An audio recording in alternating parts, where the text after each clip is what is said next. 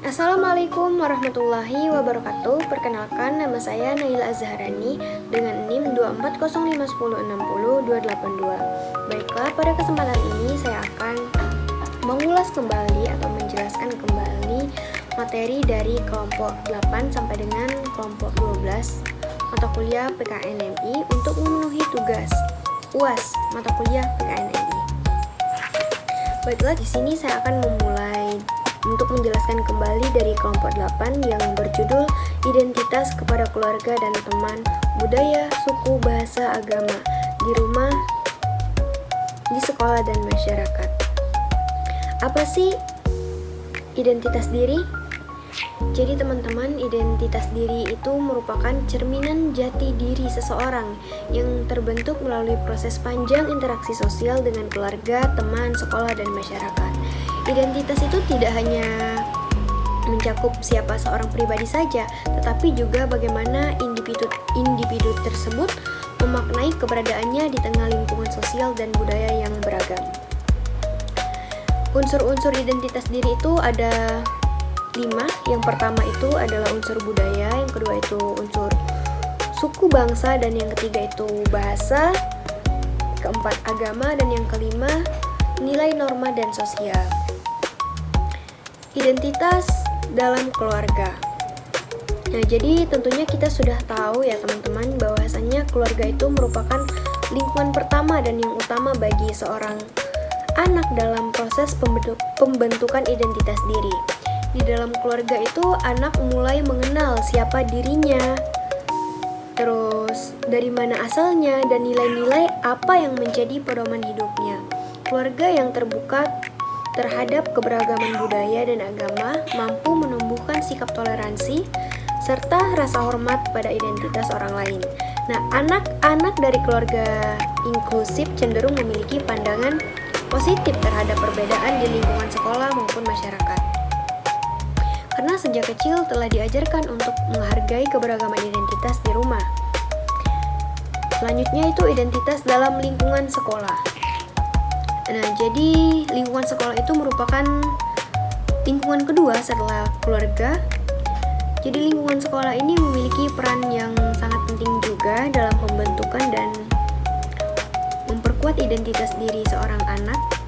Melalui proses pendidikan formal, siswa itu tidak hanya memperoleh pengetahuan akademik saja, tetapi juga belajar mengenai nilai-nilai sosial, nilai moral, nilai budaya, dan kebangsaan.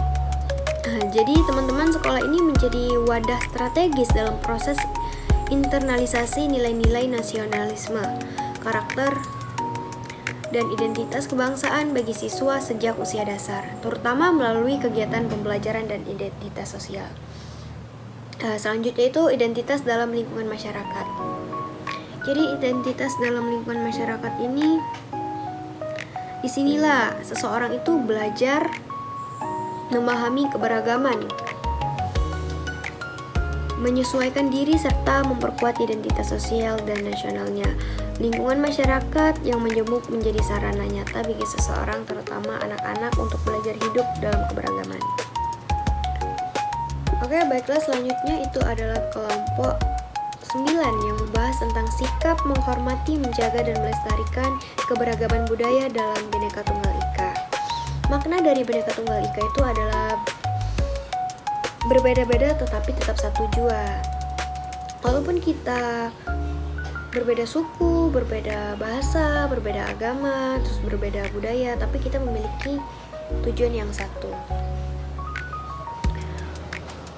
Jadi Bhinneka Tunggal Ika ini berfungsi sebagai membangun kehidupan nasional yang toleran, sebagai rambu-rambu peraturan dari kebijakan negara, membantu mewujudkan cita-cita leluhur berbangsa.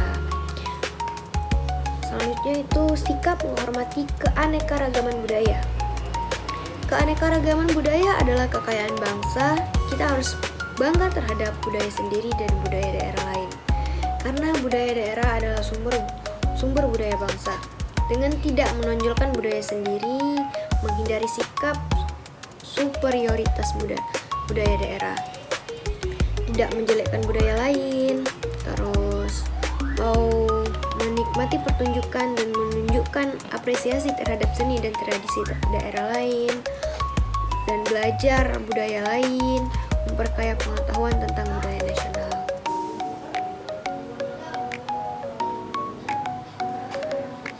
Manfaat menghargai keberagaman. Sikap menghargai dan menghormati memiliki manfaat besar dalam masyarakat yang beragama. Yang pertama itu dapat mencegah konflik sosial, mengendalikan masalah keberagaman agar tidak mengancam persatuan bangsa, dan yang kedua itu mempererat pergaulan. Suasana pergaulan antar sesama menjadi semakin akrab dan penuh pengertian. Yang ketiga itu menciptakan kehidupan selaras, terwujudnya kehidupan masyarakat yang serasi, seimbang, damai.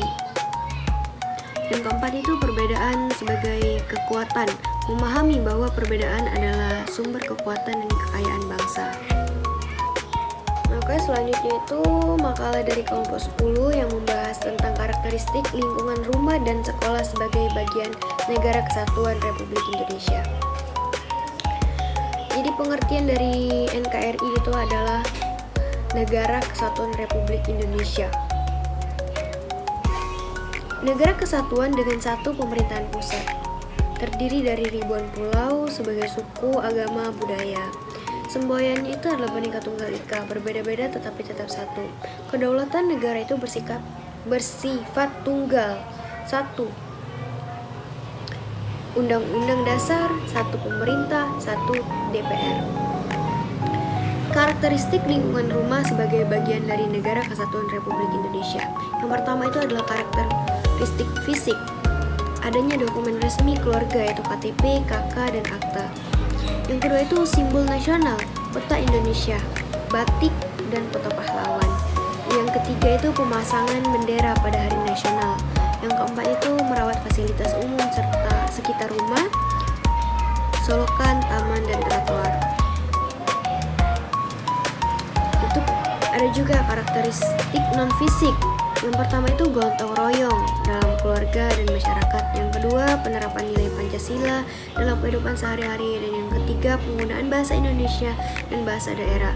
Dan yang keempat itu diskusi tentang hak kewajiban warga negara, misalnya pajak, pemilu. Yang terakhir pelestarian budaya dan adat keluarga atau daerah.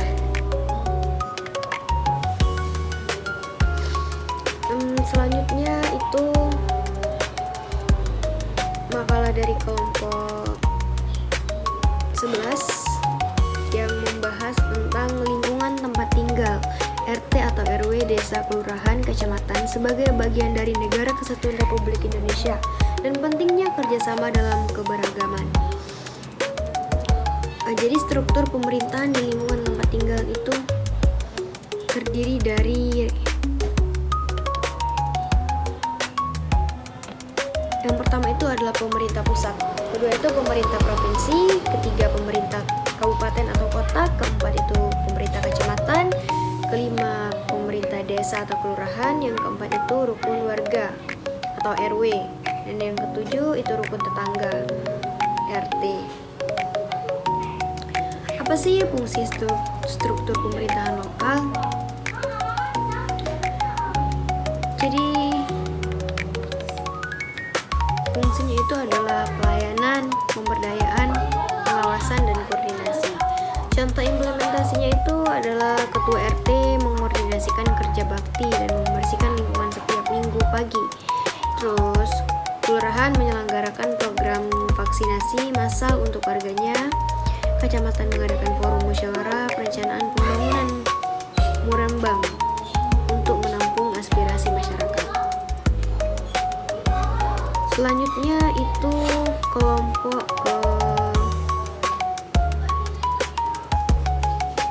berapa ya?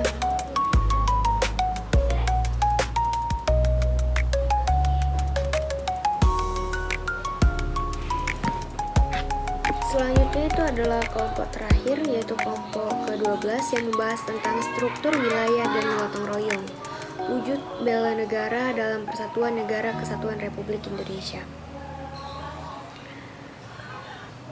Struktur wilayah dalam kerangka Negara Kesatuan Republik Indonesia. Pembagian wilayah di Indonesia itu diatur oleh Undang-Undang Dasar 1945 Pasal 18 yang menegaskan bahwa NKRI itu terdiri atas daerah provinsi yang dibagi lagi menjadi kabupaten dan kota.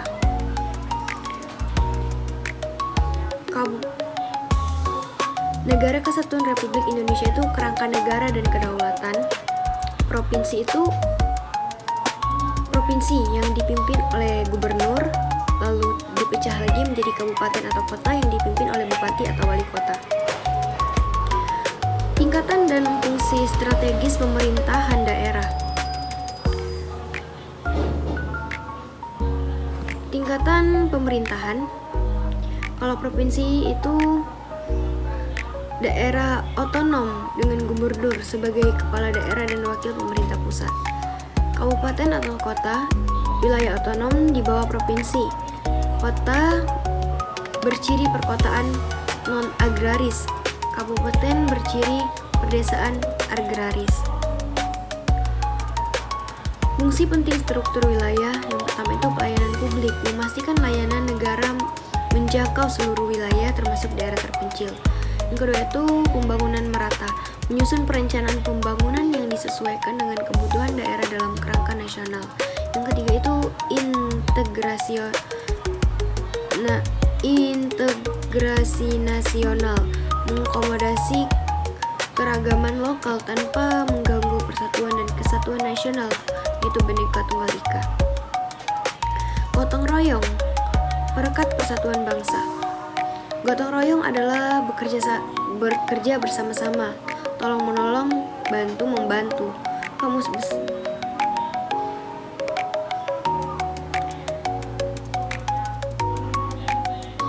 Implementasi gotong royong di daerah. Nilai gotong royong itu tercermin dalam berbagai aktivitas di tingkat kabupaten atau kota dan provinsi. Yang pertama itu pembangunan infrastruktur. Keterlibatan masyarakat dalam membangun fasilitas umum, jalan, jembatan melalui tenaga, ide dan kontribusi dana. Yang kedua itu pelestarian budaya, kerjasama dalam menjaga, merawat, dan mengembangkan tradisi lokal serta menghargai tradisi daerah lain. Yang ketiga itu penanggulangan bencana, solidaritas antar wilayah melalui bantuan yang mengalir dari berbagai daerah kepada wilayah terdampak musibah. Yang ketiga itu keamanan lingkungan. Kegiatan Siskamling sebagai contoh nyata gotong royong dalam menciptakan lingkungan yang aman dan tertib. Selanjutnya itu ada gotong royong sebagai wujud bela negara.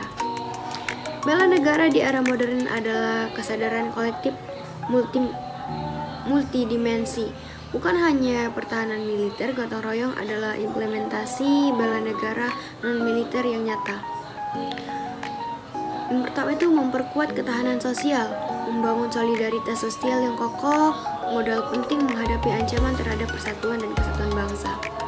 Yang kedua itu mencegah disintegrasi, menyediakan sarana penyelesaian perbedaan secara damai dan mengelola konflik, menjaga keutuhan NKRI. Yang ketiga itu membentuk karakter bangsa, menanamkan nilai kebersamaan, empati, dan pengorbanan yang penting bagi setiap warga negara. Yang keempat itu partisipasi pembangunan, kontribusi langsung masyarakat dalam memajukan daerah, memperkuat legitimasi pemerintah dan ketahanan nasional. Peran pemerintah daerah dalam mendorong gotong royong. Yang pertama itu menyusun kebijakan, kedua itu pendidikan karakter, yang ketiga itu fasilitasi kegiatan, yang keempat itu keteladanan aparat. Baik, itu saja yang dapat saya jelaskan. Terima kasih atas perhatiannya. Saya akhiri. Wassalamualaikum warahmatullahi wabarakatuh.